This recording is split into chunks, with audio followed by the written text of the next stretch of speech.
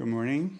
I'm Andy, and I'm here at the Living Miracles Metaphysical Center for our Sunday service.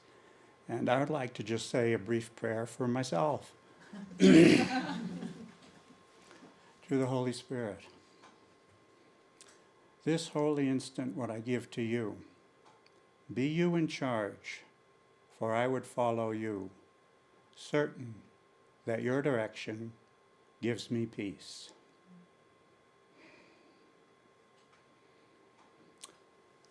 So, hi everybody. The theme that's been coming up for me has been special relationships.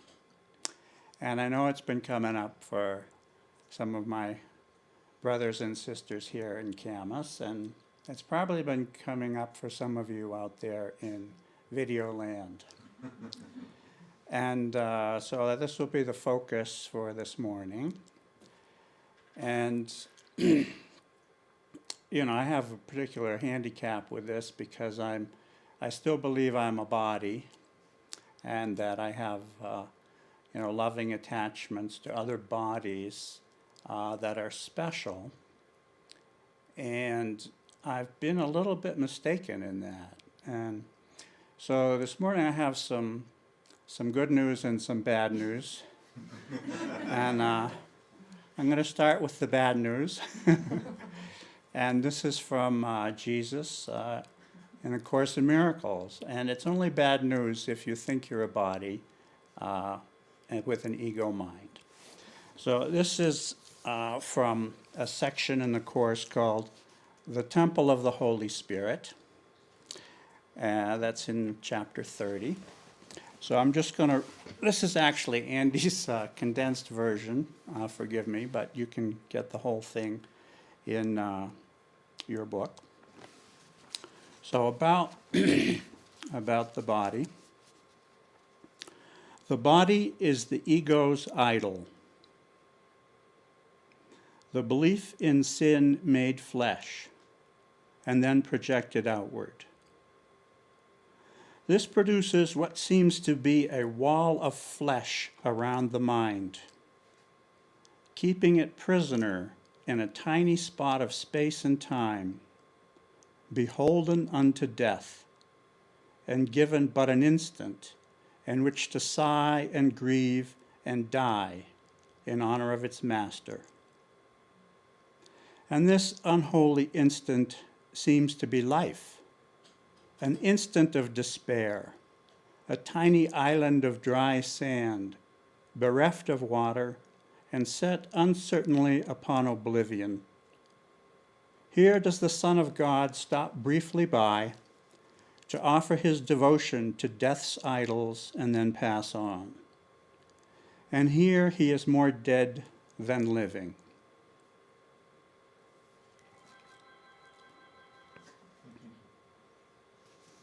That's probably a protest call already. I'm sorry. I'm going to continue. Yet it is also here he makes his choice again between idolatry and love. Here it is given him to choose to spend this instant paying tribute to the body, or let himself be given freedom from it. Here he can accept the holy instant offered him to replace the unholy one he chose before. And here he can learn relationships are his salvation, not his doom. Now about special relationship. Special relationship is unholy, partial, self-centered, fragmented, full of fear, self-limiting, and self-destructive. It is based on the body, on idolatry. Idols cannot share, cannot love. The love of idols makes love meaningless. Idols live in darkness and secrecy, smiling on no one. The body is the ego's chosen weapon for seeking power through relationships. The body is a senseless, hidden room where the unholy relationship escapes reality. Love cannot enter here. The body is the home of the idolater and of love's condemnation. For here is love made fearful and hope abandoned. The idolater fears love's approach, yet love is the herald of escape. Phew, good. So there's light in the horizon. Now the good news. The Holy Spirit's temple is not a body, but a relationship.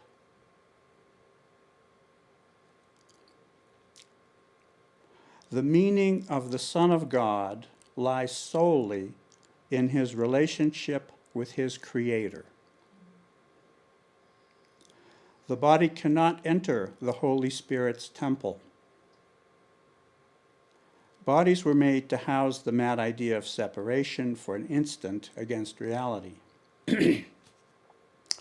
So here's Jesus' counsel to us.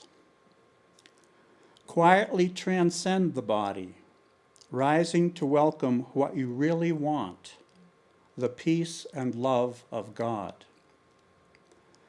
The holy relationship reflects the true relationship of Father and Son. It will last eternally. Love shines on it. Here is the way to true relationship, held gently open, through which you and your brother walk together, resting in love's arms. Capital L, capital A. Relationships are your salvation, not your doom. You have been given one true relationship beyond the body. Soon you will see the face of Christ and will remember the love of your Father.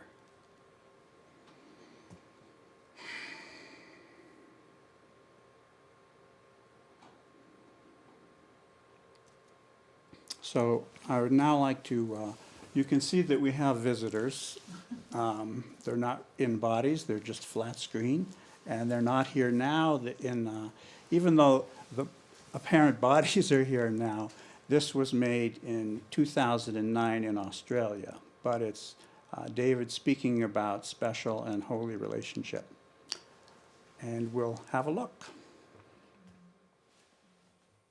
I was describing the other day that relationships, to me, are subservient to the Holy Spirit, obviously, because the Holy Spirit is guiding the use of all symbols to free the mind and to use the mind in the most optimal way, which is basically as answer to the question, what serves the whole sonship, or what serves the whole universe?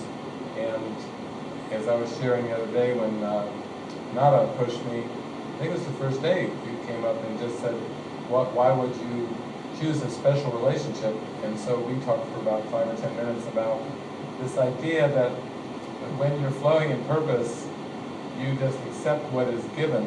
And I would say that my spiritual journey started around the mid-1980s, and then the course came in 86, and then the travels and living in divine providence and not having a job in the world, so to speak, but being employed by the Holy Spirit, so to speak, started in 1991. And basically, the boss is the boss, and I just get to receive what is given on a moment-by-moment basis. Even it's not like I get a long-range plan and so forth. And it was very much a point when you were there. I think we were at Sven and Ursula's down there in Zavala when I said to Jenny about marriage. And I don't know if you remember exactly how it played out, but she had a lot of fear came up about that. So from that point on, we, of course, have been looking at that fear and working through that. Everybody has their own interpretations in terms of relationships. I know first time I came down here to Australia was about 4 years ago, and those first couple of years I came down with Kirsten. And then last year Jenny was with me, and then Jason as well. So the four of us were touring. And then this year with Helena. But it really comes down to clearing away the obstacles. And we were staying with Les and Tina, and Les was saying, "Oh, Jenny and David really, it's great that David has a partner, and and so forth and everything." And she said, "Well, I don't know. I don't necessarily feel that." That's last year. That was last year. Yeah, Yes. absolutely. They were kind of walking and talking, and just everybody's impressions were saying, "No, I don't necessarily feel that that's David's partner." And so you were sharing that, and then the way that things have unfolded, Helen and I are being used in that way. And it is a symbol. I mean, the symbol of a man and a woman is a symbol among symbols that gets used. And we're teaching about forgiveness. And so forgiveness really means that you have to relinquish all attempts at specialness, singling out a special. I mean, it's one thing to be guided to have a partner. Certainly, Raj and Suze were guided together, and we've heard their stories of how they came together, and the 100-day test, and many ways that they've been used together, and that's been a symbol that the Holy Spirit has used quite a lot. And we were just having a discussion in a coffee shop the other day where Suze was saying that many people will open up more with the symbol of a couple. Yes, it's attractive. When you're finished, I'd actually like to share this one. Yeah, okay. Well, that's what I was going to do. I'm just going to open it up to everybody, but I'm just saying that the symbol, we use the symbols, and for me, there's a sense of detachment with the whole idea of personhood and use of symbols. When I was talking to Nada, I was saying that really it truly for me has been over the years what serves the whole, and there's not been an attachment to particular forms.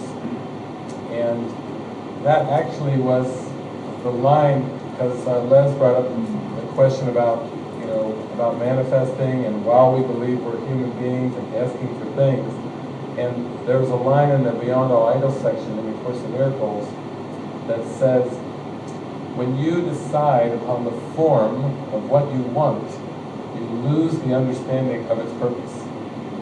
In other words, as soon as we take our divine will, which is for universal happiness, and we objectify it, and we shrink it down to a person, or a place, or a child, or an animal, or a diamond ring, or a sports team, or anything, as soon as we say, I am, and we identify with the name, even the name, the biological name that was given to us, that's where the specialness enters. It's not so much in the objects or the words, but it's the identification. When we shrink down our vastness into this tiny little object. And for years, what has come to me over and over is love has no object.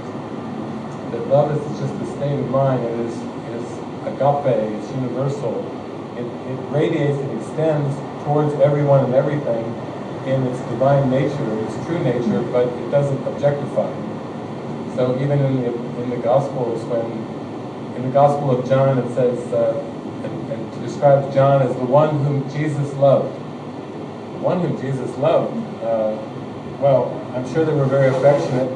I have a feeling from the Gospels that John was very comfortable with Jesus, that he would lay his head on Jesus' lap even while Jesus would be in public. So people could assume that John was the one whom Jesus loved. But that didn't necessarily imply that the love was limited to John, because that would be everything against the teachings that we know from Jeshua. So for me, it has gotten to a point where it's very much a sense of purpose. And I have translators, people like Raj and Suze, like Rob, Les and Tina, people down here, Tia and Mike, we've stayed with them. It's a collaborative effort. Even to go on a tour is a huge collaborative effort of many that are all working together to serve the one. But I don't really see my identity as frozen down kind of in a static way of being coupled off. Now, it may play out that way, just like with Jesus and the apostles. It played out in the script that Jesus had 12 apostles.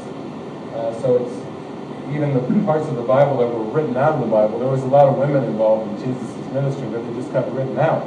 But we could say that there was roughly 70 women that were deeply involved in Jesus' ministry that were written out of the Bible, 12 apostles. Mary Magdalene, had a very significant role, and that was completely minimized, as her being a prostitute and so forth. And certainly the Catholic Church didn't want to emphasize, they emphasized Mother Mary. Another Mary got raised up in their theology. But that was very much part of the script too. There was 12 apostles, not 13 or 11. If you tried to draw on the form, and say, hey, Jesus, what's the deal? 12 men. Couldn't you then, Barack Obama could pick a more equally representative in terms of the genders. Why not have 6 men and 6 women if you're here to teach universal love or this or that? And why 12? Why stop there? There probably was some other good candidates on the planet that could have volunteered, but there was 12. So we can't infer specialness from form. Specialness is a lens that looks through ego's lens and judges and sees judgments in the world, and therefore you could have specialness with a candy bar. You could have specialness with a person, a place, an event. Your breath as well. Yeah. You could have anything you can imagine.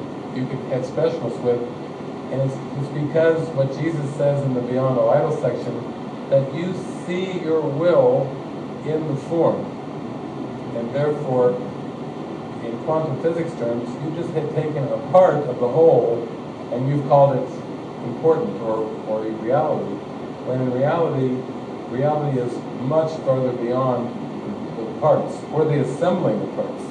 It's just so vast that you try to shrink your universal will down into a form, and then you lose the purpose whenever you do that. So when we say, I love you, and we mean it in a very personal way, it's just that we're losing the awareness of the love. I love my Volvo. I love my sports team, or my husband, my wife, my child. It's the same objectification that really kind of shrinks it down. And the purpose of this world, there is only one purpose, and that's forgiveness. And that's why we're training our mind to learn that experience as Jesus and the Holy Spirit teach us that. And as soon as we decide upon the form that we want, when we say, I want it thus, then we have denied the awareness of forgiveness. We have picked a little person or scenario out of all the potentials that are there and said, this is important to me. And the Holy Spirit's like, choose again, my beloved. Child will try. Hand on the road. Yes, roll it again. Okay, Suze, you had some things you wanted to share. Can I just ask a question, David? Yes. If you don't mind, Susie. Just with that concept of relationship, what I understand from what you're saying is that the relationship is impersonal. It's a relationship of wholeness to wholeness, Christ to Christ, oneness to oneness. And anything that happens in form is decoration, is kind of not where to get stuck in, not where to get stuck. If the relationship lasts for 3 months and then dissolves, that's just fine. If it lasts for 30 years, that's just fine. Is that what you're saying about relationships, that there really isn't an interpersonal relationship? That's kind of what I'm getting. Is that correct? Or? Yeah, it really is that love, when you really get to the core of things, you find that it's impersonal. The word in this planet, impersonal, sounds kind of cold and detached and distant. It's far from that. It's like the sense of deep intimacy and connection and flow. What is gone from a relationship is expectations. And so you might say that as you're working from special relationship to holy relationship, from ego to Holy Spirit, all of the expectations of the ego will come up in the context of an interpersonal relationship. And that's what I mean by mirroring. That we were talking the other day about how the fast track is a combination of silence and relationship, because the mirroring is so intense. It's like when you're seemingly involved in an interpersonal relationship, it's like a mirror right in your face of all your thoughts, until you basically transcend the desire to get anything from anyone. That getting mechanism is the ego. If you want sex from a relationship, you've got specialness. If you want affection from a relationship, if you want monetary gain, or people have said, well, there's only certain reasons to get married. You have a financial gain or a gain of status, position, blah blah blah. Basically, if you want to get anything from the relationship, it's a special relationship, no doubt about it. And so what I've been working with, people I work with, and over the years, every relationship that I've had, the longevity has not mattered, but what has mattered is that I follow the guidance and that I use the opportunity to release any experience of wanting to get something from someone else. And it really, last night we were watching that clip from Love Actually with the cell phone going off, in the middle of the scenario. I set that up by saying that this woman had been wanting to have a relationship with this man for the whole movie. And basically, once the opportunity arose, she was almost ready to let him go out the door until they had their kiss, and then he said, I can stay. I said, that's good. That's good. Then she went to do her little private celebration dance, private thought dance. And then she went up to quickly get the teddy bear and try to make the room just right for it. That was kind of a clip about how all these expectations of basically you're trying to trade a single solitary self for a couple model, like going into a car dealer and saying, I'll take one of the couple models, and I want it with all the extras. Throw in all the extras on top.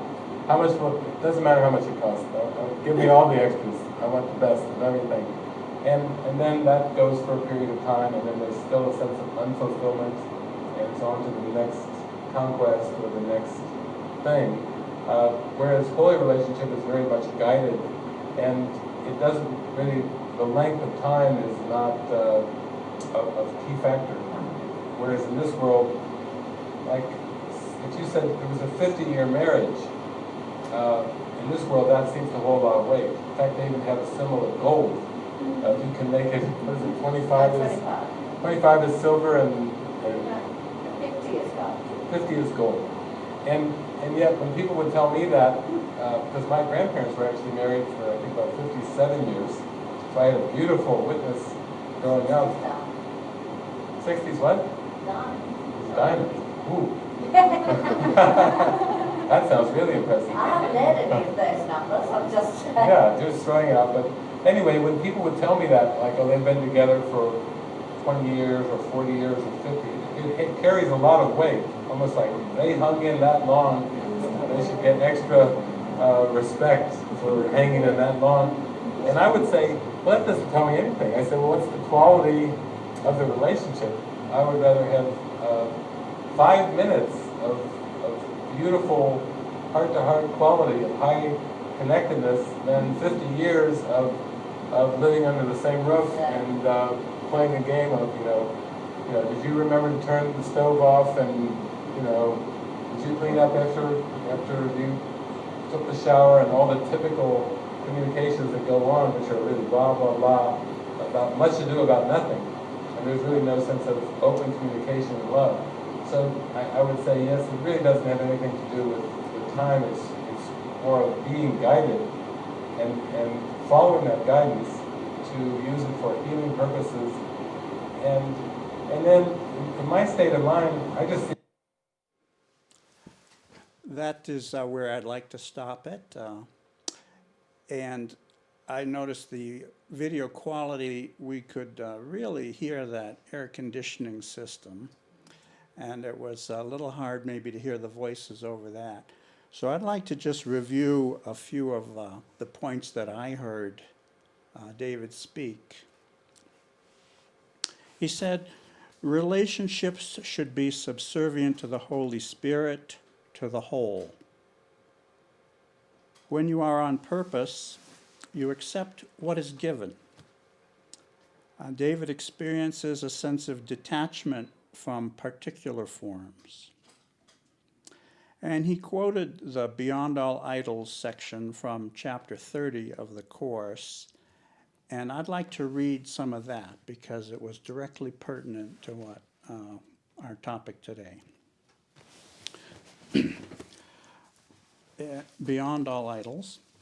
Idols are quite specific, but your will is universal, being limitless. And so it has no form, nor is content for its expression in the terms of form. Idols are limits. They are belief that there are forms that will bring happiness, and that by limiting is all attained. It is as if you said, I have no need of everything. This little thing I want, and it will be as everything to me. And this must fail to satisfy, because it is your will that everything be yours. Decide for idols, and you ask for loss. Decide for truth, and everything is yours. It is not form you seek. What form can be a substitute for God the Father's love? What form can take the place of all the love in the divinity of God the Son? What idol can make two of what is one? And can the limitless be limited? You do not want an idol. It is not your will to have one. It will not bestow on you the gift you seek. When you decide upon the form of what you want, you lose the understanding of its purpose. So you see your will within the idol, thus reducing it to a specific form. Yet this could never be your will, because what shares in all creation cannot be content with small ideas and little things. Behind the search for every idol lies the yearning for completion. Wholeness has no form because it is unlimited. To seek a special person or a thing to add to you to make yourself complete can only mean that you believe some form is missing, and by finding this, you will achieve completion in a form you like. This is the purpose of an idol, that you will not look beyond it to the source of the belief that you are incomplete. Only if you had sinned could this be so. For sin is the idea you are alone and separated off from what is whole. And thus it would be necessary for the search for wholeness to be made beyond the boundaries of limits on yourself. It never is the idol that you want. But what you think it offers you, you want indeed and have the right to ask for. Nor could it be possible it be denied, for your will to be complete is but God's will, and this is given you by being His. God knows not form. He cannot answer you in terms that have no meaning, and your will could not be satisfied with empty forms, made but to fill a gap that is not there. It is not this that you want. Creation gives no separate person and no separate thing the power to complete the Son of God. What idol can be called upon to give the Son of God what he already has? Good. Good stuff. So David went on to make some other points, many, but I'll just mention a few. Shrinking your vastness down to an object is specialness. Love has no object. He said, Purpose is my focus, and I don't see myself as coupled off. Specialness is seeing through the ego's lens, shrinking your will to see and value form, to say, I want it thus. Forgiveness is the relinquishment of specialness. And then Raj said, holy relationship is not really personal. And David, yes, love is deep intimacy without the desire to get anything. It is about following guidance and using relationship to release the desire to get.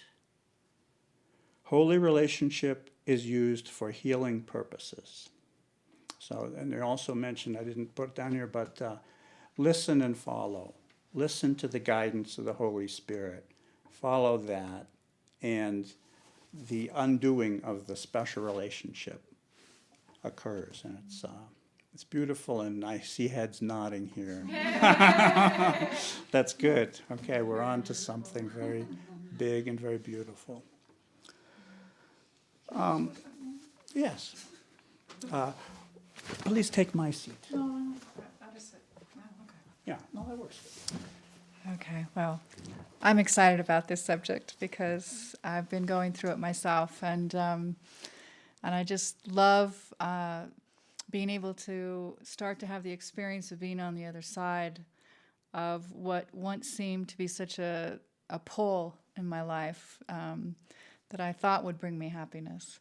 And so through the process of going deeper and deeper together in our minds and letting go and letting go and letting go and looking at the obstacles, which at one time seemed like the attraction, the obstacles seemed like the attraction, and now just uncovering and starting to pull up and out of that, this experience starts to come in. And before, where I just couldn't see how letting go of seeming special ones in your life, which really you're just letting go of the thoughts and the attachments around them. And then what happens is the love comes up so strong in the heart that, and I always loved what David has said many times in his talks, it's not about letting go of anybody, it's about including everyone. And what you were talking about, Andy, about the, shrinking it down to this little form. It's like, oh my gosh, I always think of specialness in relationships as anybody who tempts me not to fulfill my function. Like, oh, I have to stay here because I'm with this person and they wouldn't want me to go forward or whatever. And so as we start to look at those things and start to let go of them, it's almost like if I would have remained where I felt comfortable, I wouldn't be sitting here. I wouldn't have this extended family. I mean, it's amazing how I had maybe 5 or 6 real special ones in my life. And the love and the joy when I join with them is more clear and more beautiful now. But then there's so many more. It's like the reflections just get brighter and brighter and more beautiful and more beautiful. And yeah, I just have to jump up and share that. I share it because it reaffirms it for me. Of course, we teach what we need to learn. So any opportunity I can have to say, yeah, take a look at the idols. And they're not just the things that you want to get rid of. They're sometimes the things that you're so afraid that you will lose. Those are the ones that really need to be looked at and questioned and brought to the awareness and brought into the light. It's sometimes just turning and looking at it is the most difficult because you think something's going to be taken away. And I just love to witness that that's not the case. The only thing that's taken away is the fear.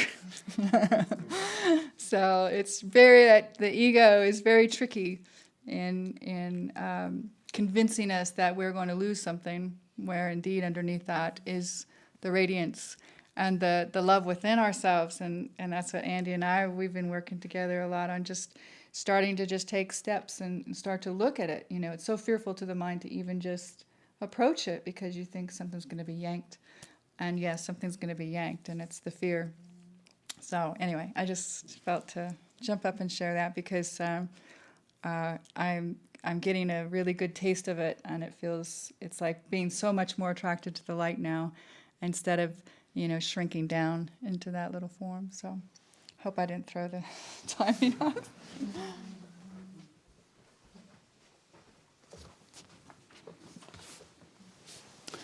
Thank you very much.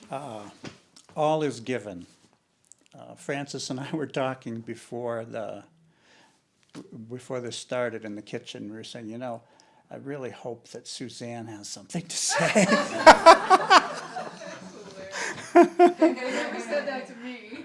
No, we both had that idea, and then I thought, oh well, I don't want to put her on the spot by saying, "And Suzanne, do you have anything?" Or I don't want to make it a setup, because it will come if it's meant to come, and I can identify, of course, 1,000%, having been thoroughly brainwashed by the ego, to see everything through that little lens, that personal lens. And Raj even mentioned it. He said that thing, holy relationship is not really personal. Whoa, not really personal. So I've asked my beloved friend, Francis Allen, to read a section from Awakening Through A Course in Miracles by David Hoffmeister that is right on this topic. Thank you, Andy. Actually, look at that. All is given.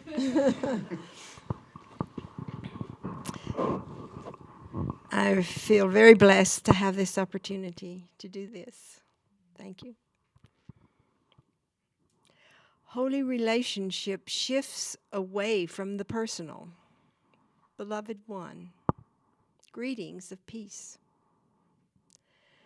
A friend recently asked me to share more personal miracle shifts from my journey so she could relate to the ideas I share. The Spirit uses parables, and people smile and nod in recognition of the divine principle that glimmers beyond the stories. Abstraction is the natural condition of the mind, and the parables are very specific examples that serve to point to a state of mind that experiences nothing as special and perceives everything in the cosmos as a happy dream and a reflection of God's love. I experience God's love as universal and expansive and unlimited. God's love is literally beyond definition of any kind. The Holy Spirit uses lots of examples and metaphors to point to the present moment, which is the presence of God's love. The examples are witnesses that God's love is not dependent on form or specifics at all, and that the Holy Spirit can use any symbols to help the sleeping mind recognize this pristine and tranquil moment. Holy relationship is not between people. It is very simply the purpose, capital P, of acceptance and non-judgment held firmly and surely in mind. It looks, waits, watches, and judges not. It does not seek to change the world, for holy relationship is the symbol of a forgiven world. The purpose is equally applicable to every person, place, thing, situation, and event. The purpose is the understanding that there are no real differences possible in unified awareness. Love is all-inclusive because love is one. Love is friendly because everyone is a friend in the experience of extending love. The cosmos of time and space was made to hide love and push love out of awareness. So examples of love in action are extremely helpful in awakening to love's presence, which is ever present. Here are some specific examples that point to holy relationship, or what I refer to as holy union. X and Y are symbols. They are symbols which represent two people. Holy relationship is not between X and Y. The symbols of people are used by the Holy Spirit to point toward divine love. The symbols are never the actual experience of love, for representations of love merely reflect the belief that love and symbols are the same. Love is God's will and has no object. Never mistake a symbol for anything real, for symbols are temporary and reality is eternal.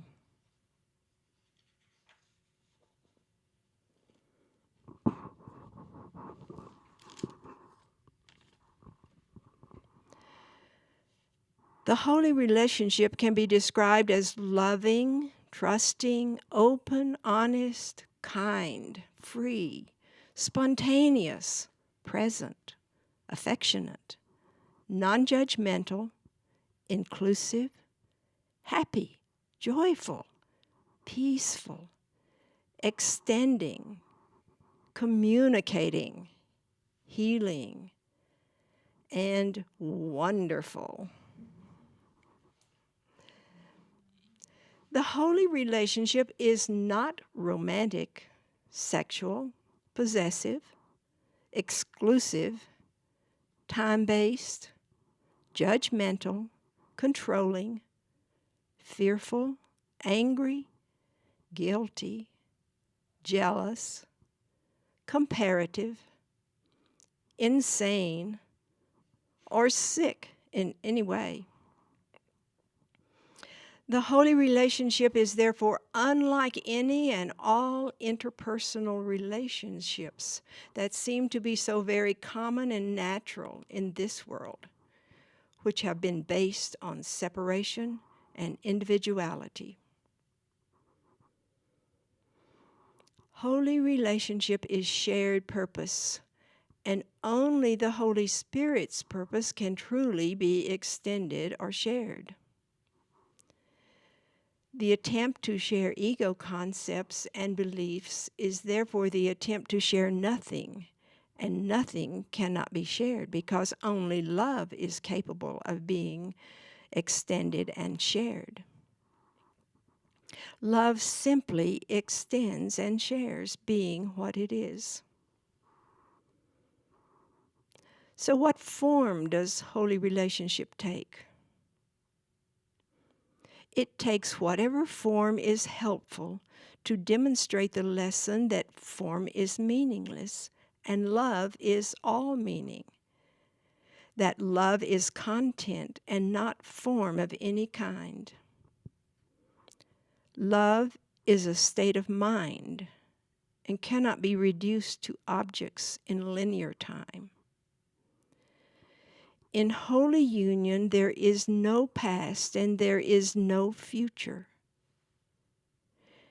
In this world, saying our relationship has no future means that a relationship has come to an end. But under the Holy Spirit's guidance, these same words take on a very different meaning, a present meaning. Live for the moment, for now is truly everything. This is the key to happiness, not of this world, happiness that comes from God.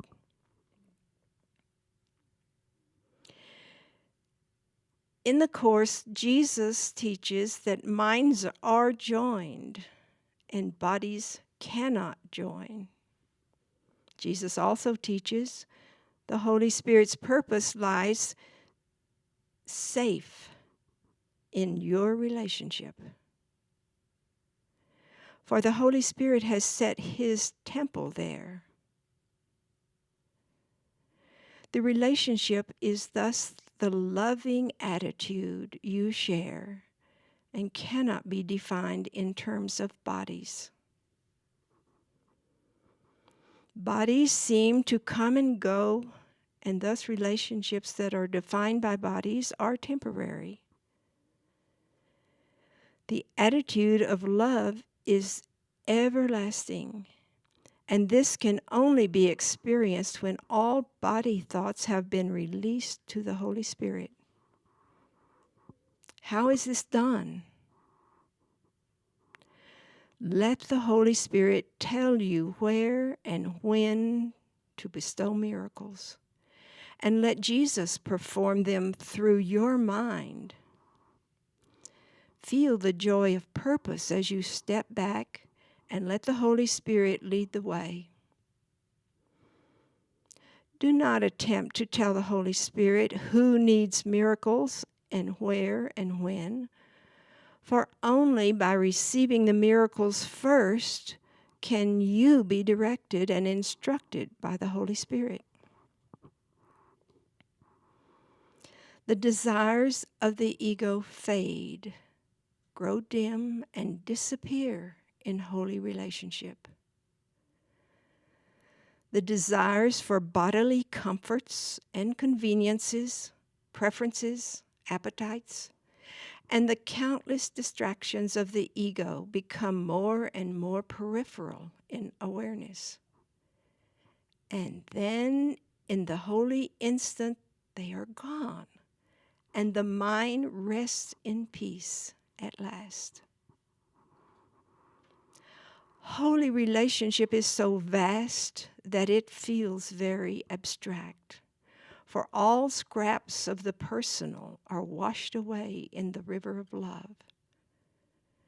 The river sees no special bodies and no couples, for the river flows into an eternal ocean that is completely abstract.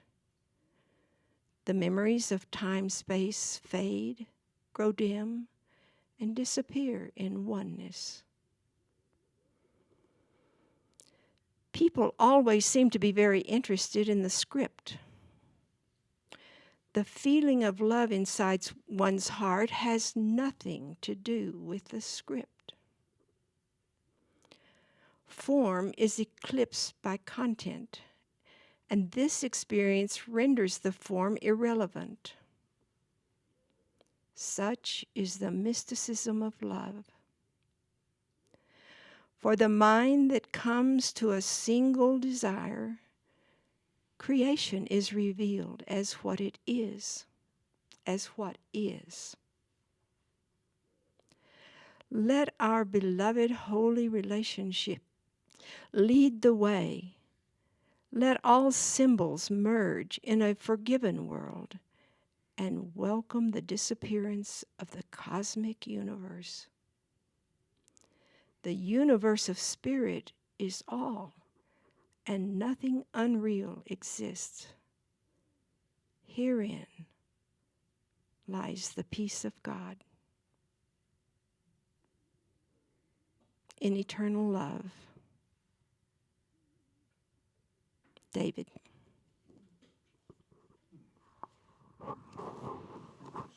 Francis. Let's just take a minute of silence.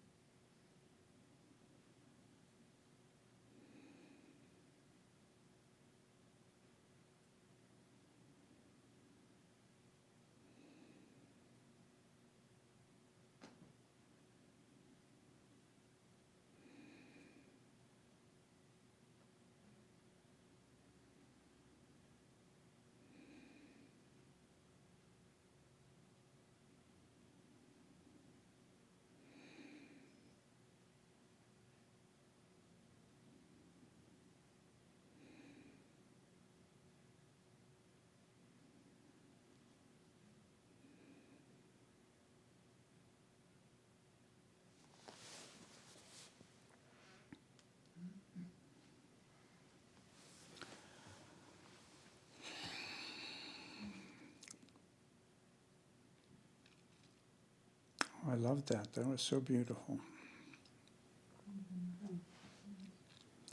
And, I keep, repeating my little mantra in my head is, I want the peace of God.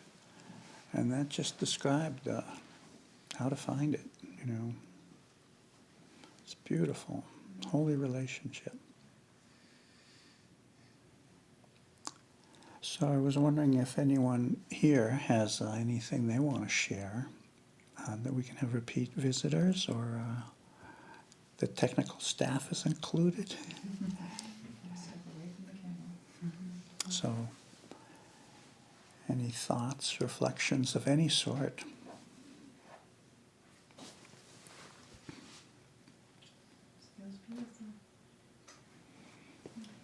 Well, I think I would like to express my gratitude. Mike? Oh. I would like to express my gratitude for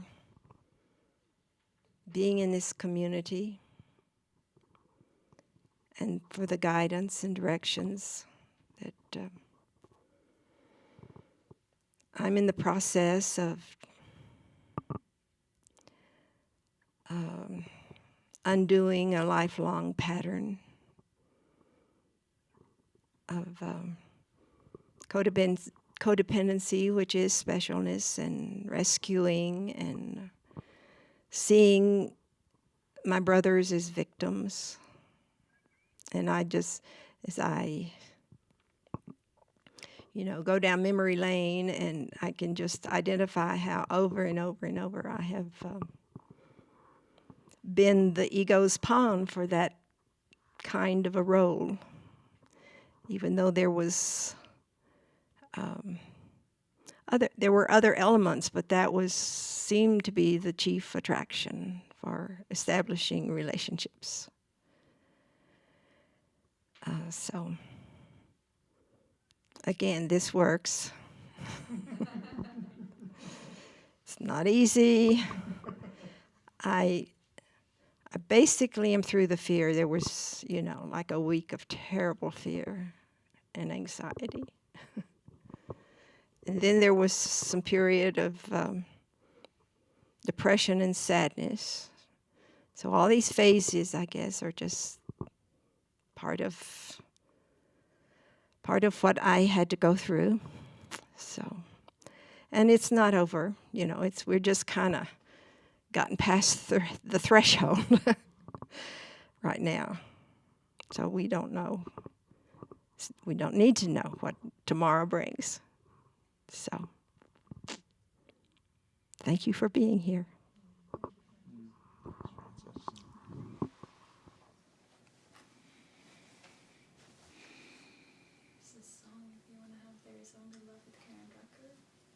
Well, that sounds just right. Yeah, it'll work just perfectly. Yeah.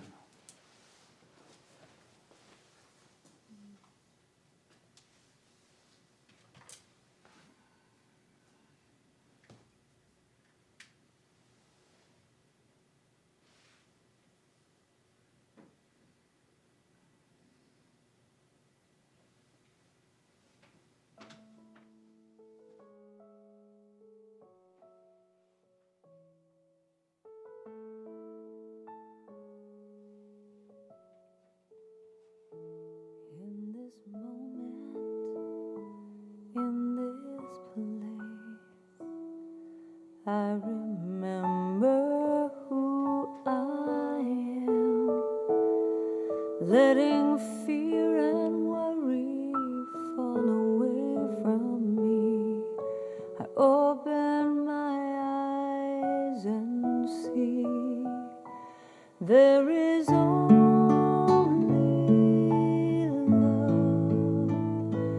there is only love,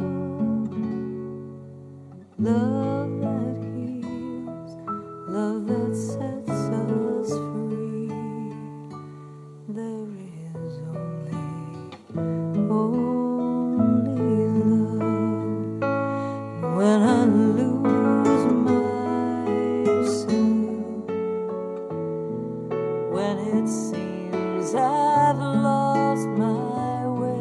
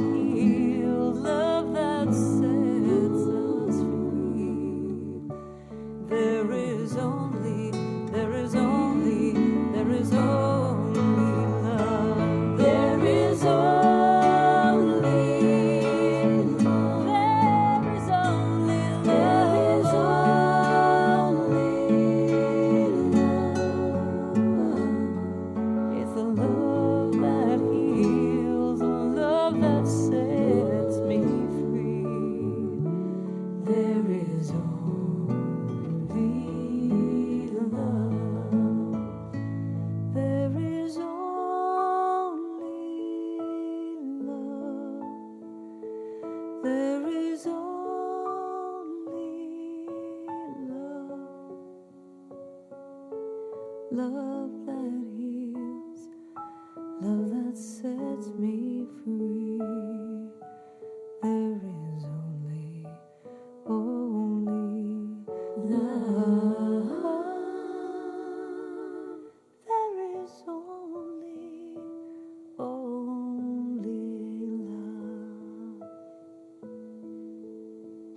There is only love. There is only love.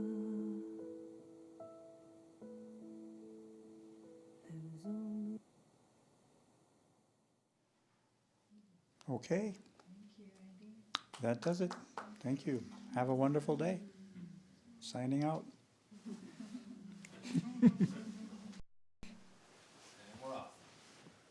Okay. Whew, now we can.